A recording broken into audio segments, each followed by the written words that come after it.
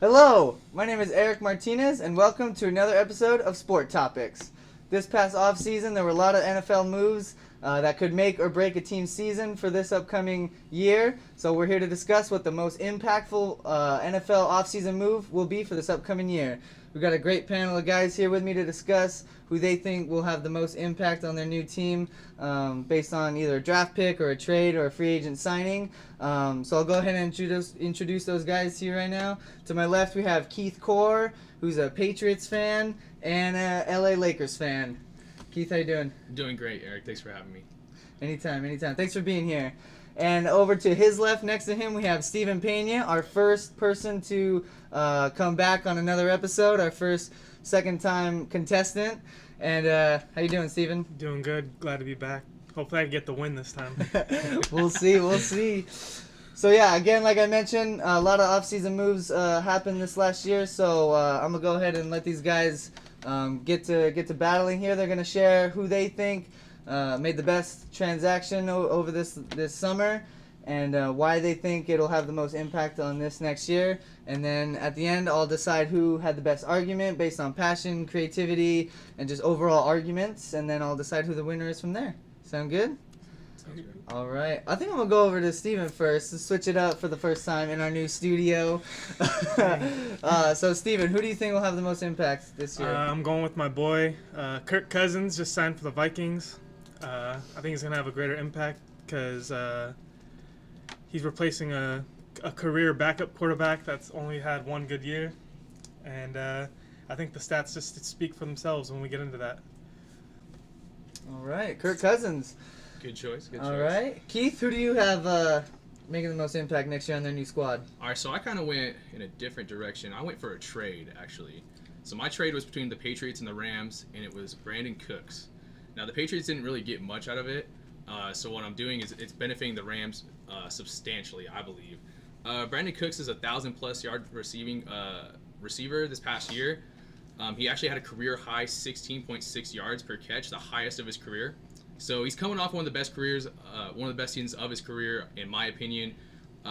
As far as like the touchdowns go, he had only 7 touchdowns, but I don't think that Brandon Cooks is that guy that gets you, 12 touchdowns a season back there.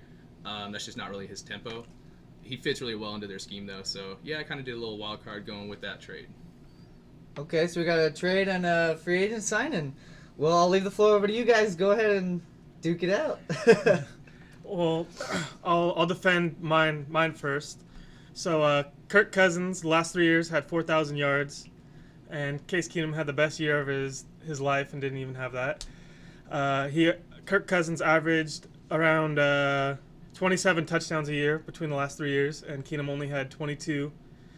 And their completion percentage was about the same. It was about 67% for both of them, and their QBR was about the same, which was 98 point whatever they were.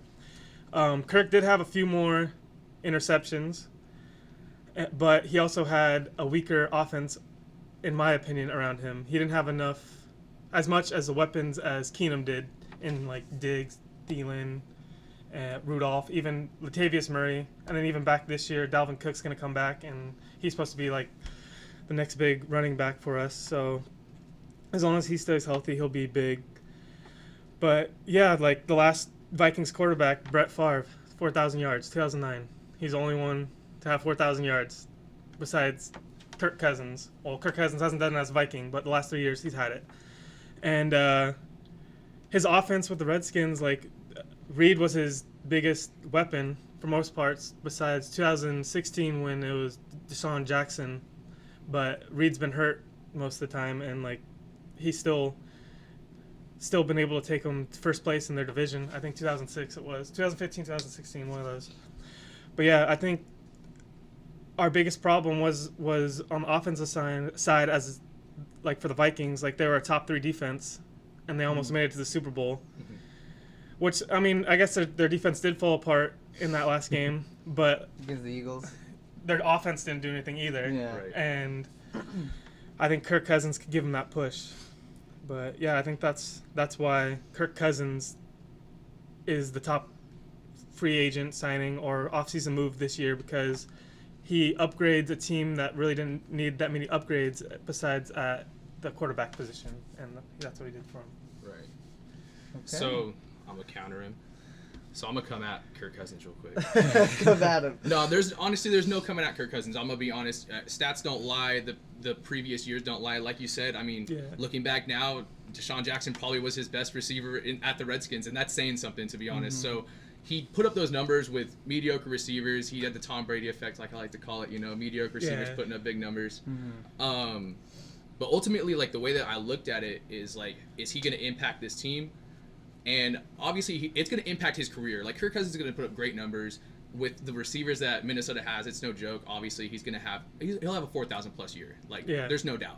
But as far as impact, I don't know if he's going to impact it very much more than what Keenum did last year. So that's the only thing. And then you mentioned Delvin Cooks coming back. I had that in the back of my mind too, because Murray did great. Murray had a great season. Murray had a great end season, we should say. He was really rough. Those first 6-7 weeks, I traded him off fantasy, I'm going to be honest.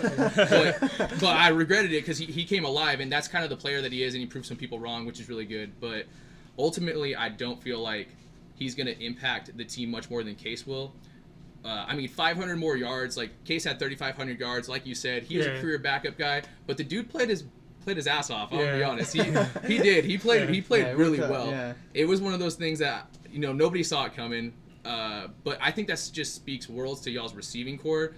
Thielen's a stud. Thielen's an absolute monster. He's gonna have a great year again. Diggs is up and coming, one of the best receivers in the NFL, I think. And then you throw all that together with Cooks coming back in the backfield. I mean, the weapons that are around him, he can't help but have a 4,000 yard year.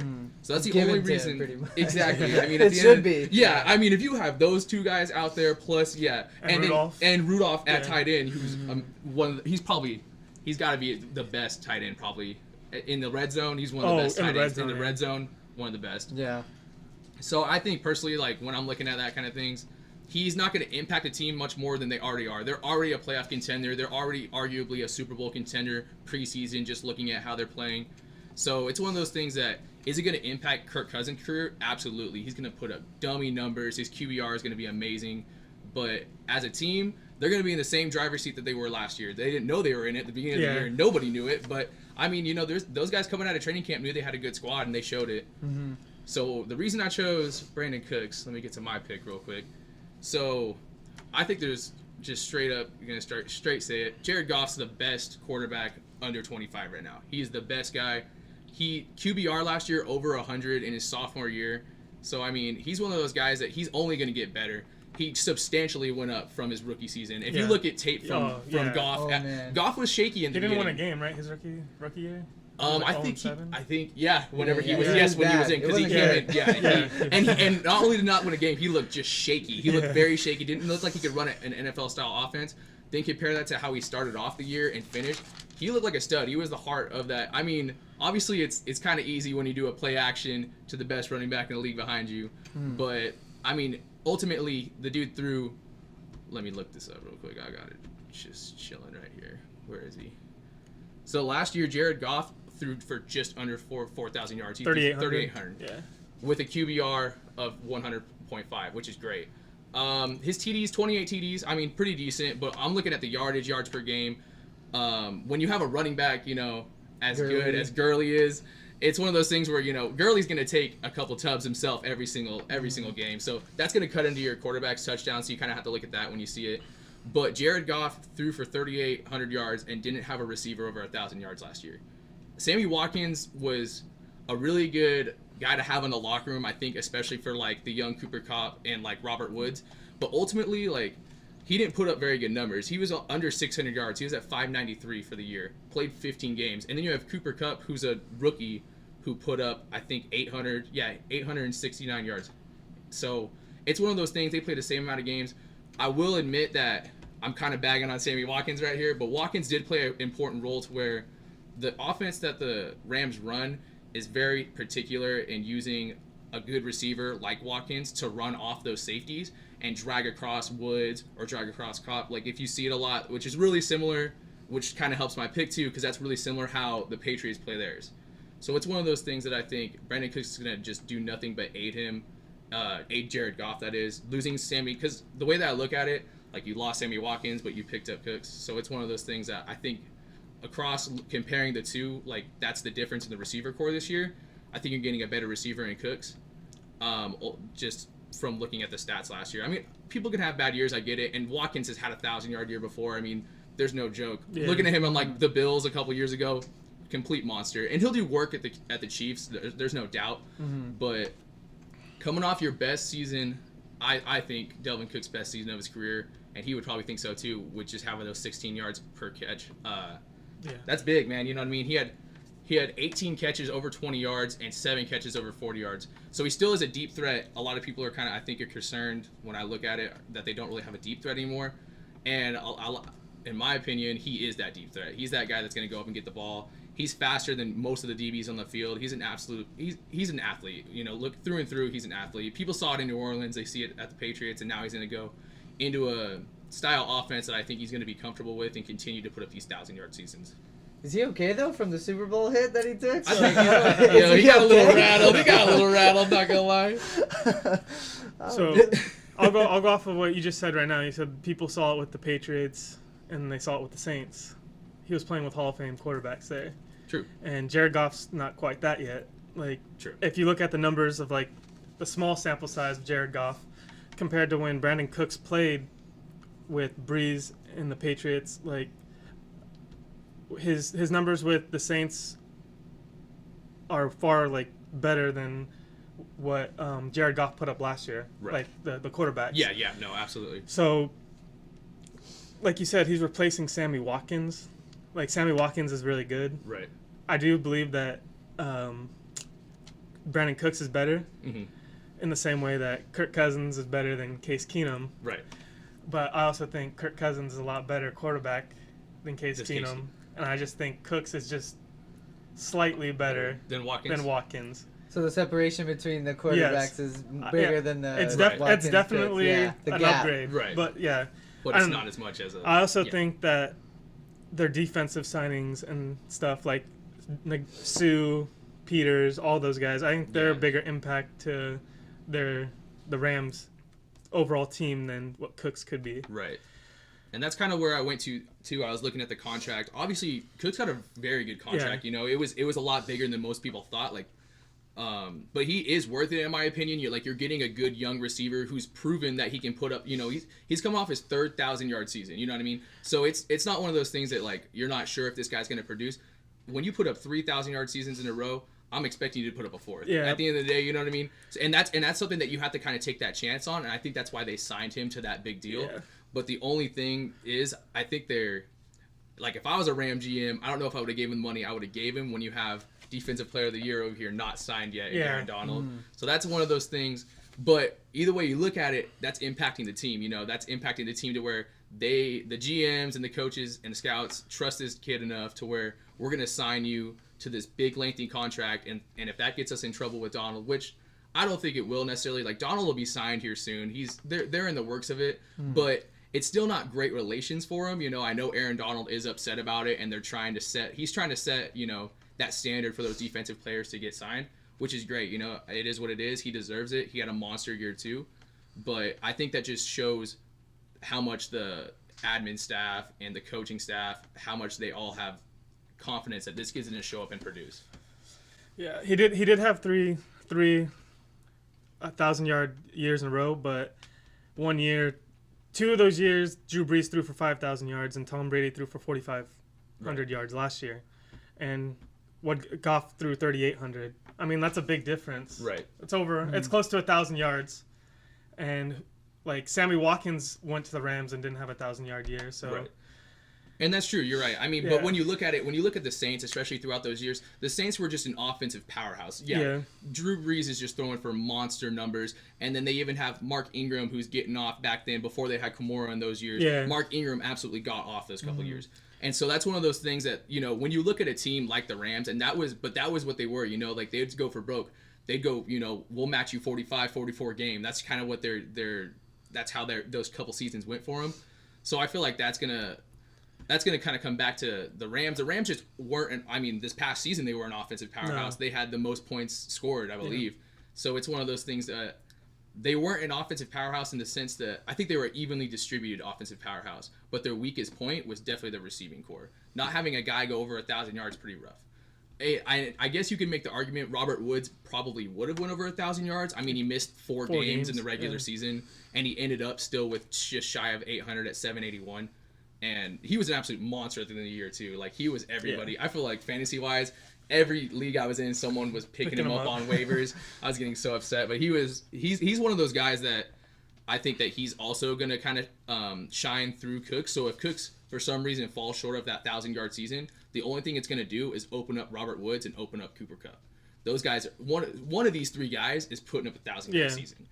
And I truly believe that Jared Goff has really got his feet set underneath him and is figuring out how to run this NFL-style offense, how to run this Rams offense, how they want it to run. And then throw in Todd Gurley in the background. I think it's a pretty deadly mix. But at the end of the day, I will admit, it's hard to argue against Kirk Cousins. It's very hard. It's very hard to argue. Well, let me. I think I'm close to a decision, but I want to hear one last final thought from you guys. And I want to sort of hear you guys talk about not necessarily why your pick would have the most important impact on the team, but why the other person's wouldn't. So why not Kirk Cousins and why not Brandon Cooks? Right. And I'll just throw it over to you, Keith, to start it off on the closings. Right. So I think kind of what I said earlier is still my argument. I feel like Kirk Cousins is going to impact them to an extent, but regardless, this is a team that ended the season last year. Even if they didn't pick up Kirk Cousins, that we were looking at going back to the NFC Championship game at the very least. You know, looking at their roster, looking at the great defense that they still have behind them, it's one of those teams that regardless, they were going to make that run. I will sit here and eat my words a little bit. Kirk Cousins will aid them to get to that next step, but maybe a seasoned Case Keenum, I mean, time will tell with him at Denver too, could have also got them to that spot. I feel like the Rams really needed something to just pick them up. Going out first round, I believe, last year was just kind of a big deflation for them. They were looking really hot there at the end of the season. Cooper Kupp heated up. Robert Wood, like we spoke about. And then Todd Gurley was an absolute monster. So it looked like something that they were really going to make a push, and the Rams really haven't had much to be happy about, like, other than moving to Los Angeles. I mean, like, that was kind of their big thing. Jared Goff was their last draft pick that they were really excited about too, you know. So it's one of those things. I don't think the Rams have had a lot going for them. So I think that maybe this trade, maybe getting them a 1,000-yard receiver, a receiver that's going to aid the young guys, who's still a young guy himself, but is seasoned. You talked about him being under 2 Hall of Fame quarterbacks. You know, that does something for a receiver. Learning your routes, you know, under Drew Brees, learning an offense underneath Tom Brady, bringing that and transferring that here. If anything, it's going to make Jared Goff a better quarterback too. So I think at the end of the day, my final argument would be that the Vikings were going to ball regardless. They were going to ball regardless. Did they pick up the best free agent on the market? Absolutely, they picked up the best free agent on the market. But I think this was one of those trades that people are going to talk about midseason when Cooks is going off or Woods is going off and the Rams are really getting things clicking. They're going to look back and look at this and be like, this was the impact. And then I'll say that I think my pick is the better pick because Kirk Cousins is going to impact the offense regardless. Everything runs through the quarterback in the NFL. He's the captain. He's the shot caller. He's had those seasons where he's worked with people who aren't even as good as where he's at now, and he's made it work. So just imagine what he could do with the better talent. Whereas Cooks, I mean, he's good, and he's replacing Sammy Watkins, and Watkins didn't have a good year. And it's like Brandon Cooks could have a good year, and he may not have a good year. It's not like a for sure thing. Where I think Kirk Cousins, it's a for sure thing. He's gonna have a good year, and that's why I stick with what I picked. All right. This is probably one of the tougher ones I've had to do. I know, dude. I mean, both you guys were throwing out stats and numbers that I don't even know, like, where you came up with all these stats and everything. Very well prepared, so I can't knock either of you guys on that. I mean, you buy your laptop for crying out loud, switching tabs on us. Dude, I don't know if that's cheating or not. I can't read my handwriting. And then, this one's probably one of the tougher ones I've had to do. I like the point that you made about Steven Brett Favre being the last quarterback to throw for 4,000 yards on a Vikings team. Not even Keenum did that. But then I liked how you mentioned, Keith, that they were going to the championship game regardless, that their team is pretty stacked. And then I liked the touching upon the Rams, Jared Goff. We don't know what he's going to do, but if he's anything like last year, then that's definitely going to help them in the long run, especially with the wide receivers such as Cooks, and Cooks having the years that he's had. But again, under Hall of Fame quarterbacks, and Goff, while he's really good, we have yet to see what the potential is. Shoot, I almost want to just flip a coin because it's really close. No, but I think what it came down to for me was that Kirk Cousins is going to be good regardless, and that no matter where he went, he was gonna have a good year.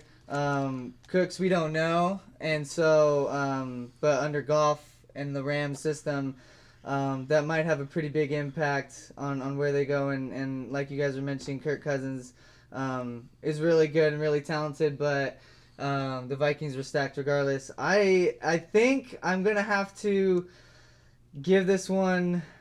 Oh man, the suspense is killing me.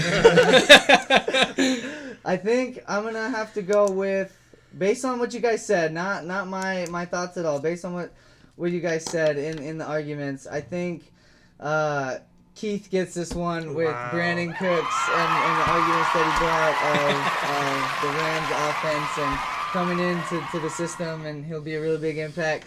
Steven, third time's the charm, I'm telling you next time. the Dude, gap both is, times it was close. both times they were really close.